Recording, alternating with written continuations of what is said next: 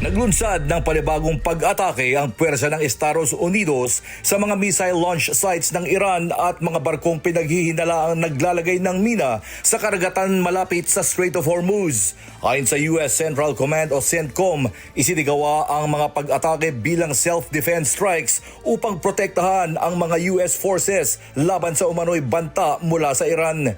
Kabilang sa target ang mga barko na umano'y naglalatag ng mina sa mahalagang shipping lane habang tinamaan din ang ilang missile sites malapit sa Bandar Abbas, isang port city sa timog ng Iran na may base militar ng Iranian Navy. Mariin namang kinondina ng Iran ang panibagong pag-atake ng Estados Unidos at tinawag itong gross violation ng ceasefire. Ayon sa Iranian Foreign Ministry, hindi nila palalampasin ang mga pag-atake at handa silang depensahan ang kanilang bansa laban sa anilay agresibo at hindi makatarungang aksyon ng Amerika sa rehiyon. Iniulat din ng Iranian Revolutionary Guard Corps o IRGC na napagbagsak nila ang isang US drone at pinaputokan din ng isang fighter jet at isa pang drone na umano'y pumasok sa airspace ng Iran.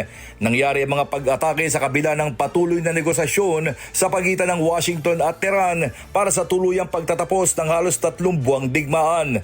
Kasalukuyang nasa Doha, Qatar ang mga negotiator ng Iran para makipagpulong sa mga mediator habang tinatalakay ang posibleng kasunduan sa Estados Unidos. Kabilang sa mga pinag-uusapan ang 60-day extension ng ceasefire, muling pagbubukas ng Strait of Hormuz at mga susunod na negosasyon kaugnay ng nuclear program ng Iran. Pinag-uusapan din ang posibleng pagluwag ng sanctions, pagpapalaya sa mga naka-freeze na pondo ng Iran at paghawak sa stockpile ng enriched uranium ng Tehran. Patuloy na iginigiit ni US President Donald Trump ang pagsira sa enriched uranium ng Iran. Gayunman, hindi patiyak kung paano maaapektuhan ng panibagong pag-atake ang binubuong kasunduan sa pagitan ng dalawang panig.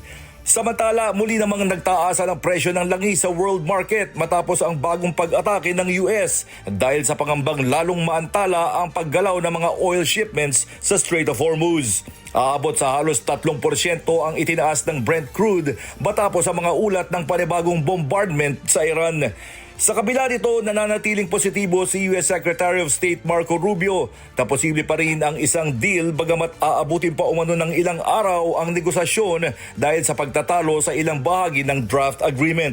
Para sa Estados Unidos, nananatiling mahalaga ang pagbubukas ng Strait of Hormuz para sa lahat ng walang bayad o toll para sa Iran. Well, the straits have to be open. They're going to be open one way or the other. So they need to be open. What's happening there is unlawful, it's illegal, it's unsustainable for the world, it's unacceptable. I don't know of any country in the world that does it. The Russians are not in favor of the tolling system. The Chinese are not in favor of the tolling system. And there's no country in the world that's in favor of the tolling system except the regime in Iran. So that's not acceptable. That cannot happen. The straits need to be open, unimpeded, without tolls.